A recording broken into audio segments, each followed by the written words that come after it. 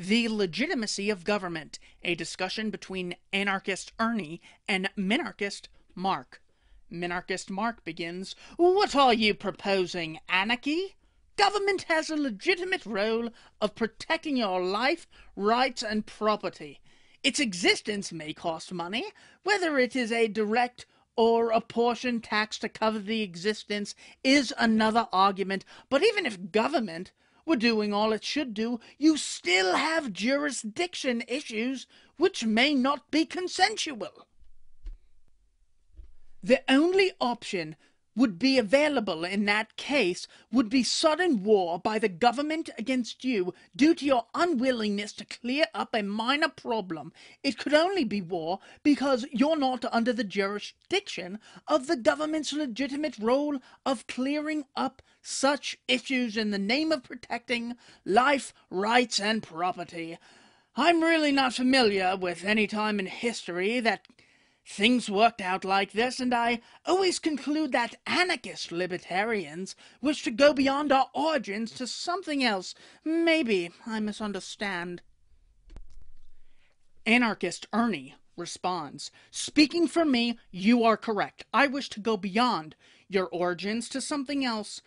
Colonial era slogans aside, I see what those political origins actually are. You're recommending that people not abandon the institution called government on the grounds that this might entail confusion over jurisdiction and possibly even violence. A small but sudden war by the government against me in the event that I couldn't get along with my neighbors. But when referring to even the recent past, we find that government is by far history's greatest peril. Confusion over jurisdiction. Find me a year that goes by without men being sent to die in a border dispute. Know anybody who went to Grenada? Know anybody who went to the Gulf? Know anybody who's going to go to Bosnia? Know anybody who went to the European theater? I can point to 150 million political dead in this century alone. You can point to a hypothesis about confusion over jurisdiction in the case of a burglary. A time in history that things work like this? Guilty. There's conjecture about ancient Iceland and more conjecture about the American West, but nothing all that convincing even to me. I'm not convinced there will be a 300 MHz desktop computer either. I'll believe it when I see it. This didn't take too long. Here's what we do know, though. All states nova. All tribes disperse. There is no historical precedent for a permanent state or a stable one. If of the extant states today, the exceedingly young USA may be the oldest, which says nothing good about the advance of the science of statism. When states nova, which they invariably do, they usually do a very bloody job of it. I've never seen war. I've never seen a mass grave. I've never seen corpses accumulating in piles. I hope I never do. Above all, I see no reason to manufacture rationalizations for the institution that never fails to accompany wholesale slaughter. Without a government, Mark, the worst you can do is a riot." Minarchist Mark responds, "Government has a legitimate role of protecting your life, rights, and property." Anarchist Ernie responds, "Hence the elaborate theories about something called a social contract. The difference between a contract and a social contract, of course, is that the former is consented to by both parties, while the latter is imagined by one, but binding upon another." Ain't it strange how we've learned to look for hokum wherever a derivative of the S word comes up? Social Democrat, social justice, social contract, National Socialist Party. The word is filled with strange coincidences. If government is legitimate, merely tell me whence it derives its legitimacy. Social contract is currently fashionable in the ebb and flow of online political debate. This is a contract I never signed, that I have never seen, that has no terms, that is binding upon me, but not upon the other party, that can be dispensed with at will by the government, but must submitted to by me upon pain of incarceration, whose terms may change on the fly, or even retroactively, from which there is no escape clause, which is binding in perpetuity, which binds my ancestors and descendants, which requires fealty but guarantees no consideration. And it's bullshit on its face. But that's not the interesting thing. There are 1,000 intricate dodges designed to cover the ass of statism, and refuting one of the lot isn't that fun or that illuminating, at least if you've been working with these boards for a while. There will always be another transparent cloak for the emperor to wear. Well, what's interesting is that there are 1,000 cloaks, but there are not 1,001. Here is the 1,001st, and you'll never hear it from a statist. Because they have guns, and if you don't obey, they will shoot you. I'll come clean. I'm not writing to Minarchist Mark. I have no hope of showing him anything, because I think he's determined not to be shown. But for those who aren't solely concerned with building dungeons out of cards, this is useful. Statism can't be justified. I can give you a list of minds bigger than mine who wanted so badly they were willing to torque their own brains, and a longer list of folks who didn't know any better. John Locke, Jean-Jacques Rousseau, Blackstone, they had a common ancestor, Hugo de Groot, back to Aristotle and all the way to Thales, forward to Rand, and even Nozick, Jefferson, Madison, Marx, Mill. All of you read some, and some of you have undoubtedly read more than I. None of them said it, because all of them are beehive busy trying to find another reason for this. If you don't obey, we will shoot you. That's not legitimacy, so they had to find another way. Social contract. Consent of the governed, probably the most opaque self-contradiction of the millennium. Will of the majority. Threat of descendants into chaos, greatest good for the greatest number. Progress, good of the motherland. Throwing off dominion of the Zog. Life, liberty, and the pursuit of happiness. If government is legitimate, merely tell me whence it derives its legitimacy. Why does it need so many different justifications? If government is legitimate, why does it need guns? Mathematicians don't need guns. We think they're legitimate. Physicists don't need guns. Biologists don't need guns. Musicians don't need guns. Tool and die makers don't need guns. Copy editors don't need guns. Government needs guns because it isn't legitimate. It cannot persuade you, and it cannot base its appeals in reason, because there cannot be a basis in reason for an appeal to dumb savagery.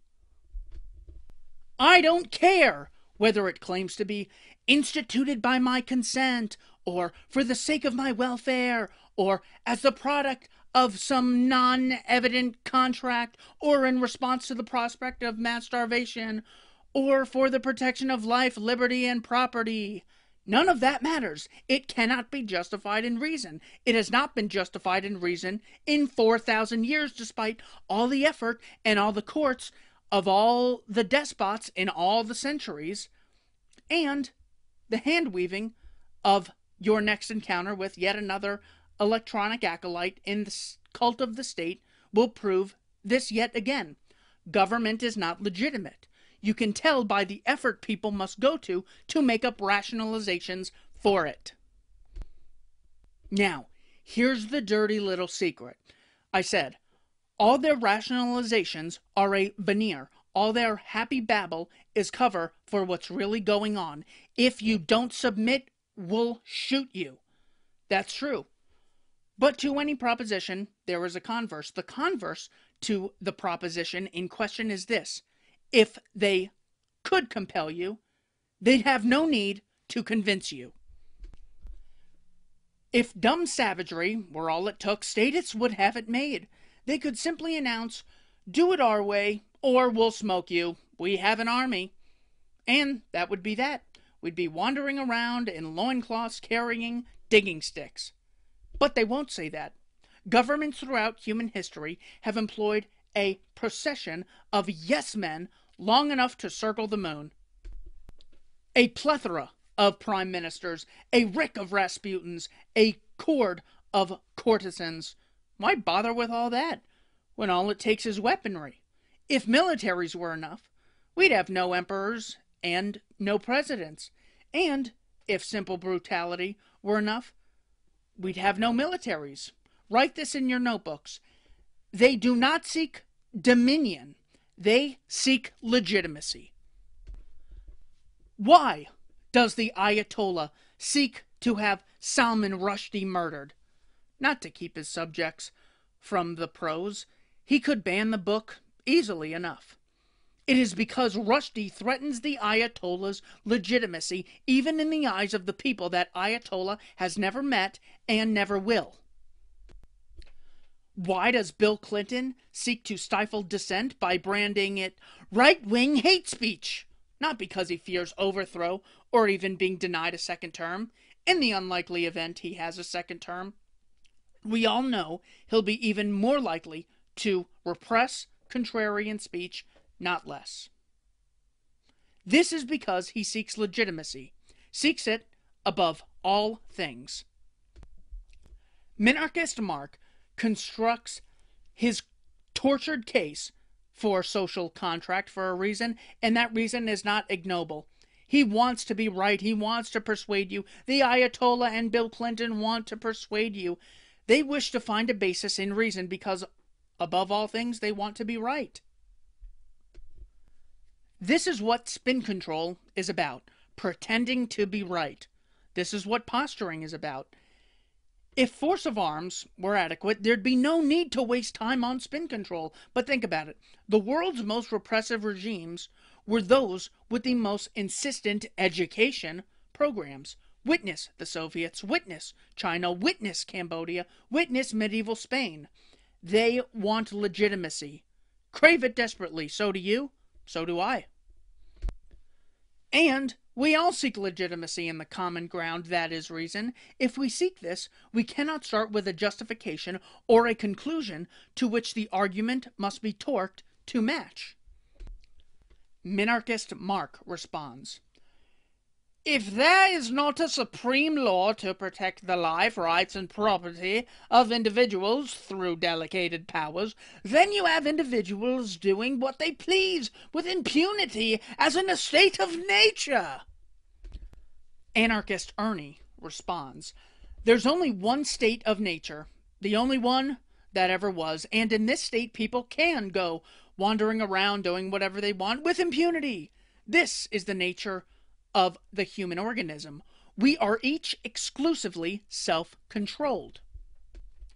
Minarchist Mark regards this with such revulsion that he considers the mere prospect of it to be a horror, and it certainly will wreck the web of the spider-spinning social contracts, in the face of a fact obvious to any observer that each of us is intrinsically free to do as he wills. He prefers to wax about a contract that each of us knows goddamn well doesn't exist and never did. That which is obvious and evident and verifiable is to be ignored, dismissed as nonsense. That which is ludicrous is to be cultivated as supreme law. But freedom is unavoidable. Discretion is the nature of organisms. We are individuals by the very way we are made. We are exclusively self-motivated. We have no other way of operating. We can be coerced, but we cannot be enslaved. This is evident, and it is irrefutable. And this is the basis for a rational conversation about human affairs. The editor, Frederick Mann, observes, "Humans allow themselves to become enslaved by buying into irrational statist ideas, superstitions, lies, concepts, terms, words, definitions, and arguments." Anarchist Ernie. This is the observation that is the basis for a legitimate argument about government. When people persist in basing arguments for a civilized state in the imaginary, while they persist in gaping at reality itself as too monstrous to be contemplated. Is it any wonder why the streets of civilizations never fail to run red with blood. The editor of the article, Frederick Mann, comments, in a fundraising letter to their members, the National Rifle Association, NRA, used the term jackbooted thugs. George Bush resigned his NRA membership. Bill Clinton repeatedly denounced the NRA for using the term. Why? What do these terrorcrats fear most? Answer: the loss of their legitimacy. Terms like jackbooted thug destroyed their legitimacy. This is the major reason why we use terms like terrorcrat. Using such terms and persuading others to use them is phenomenally powerful because it destroys legitimacy.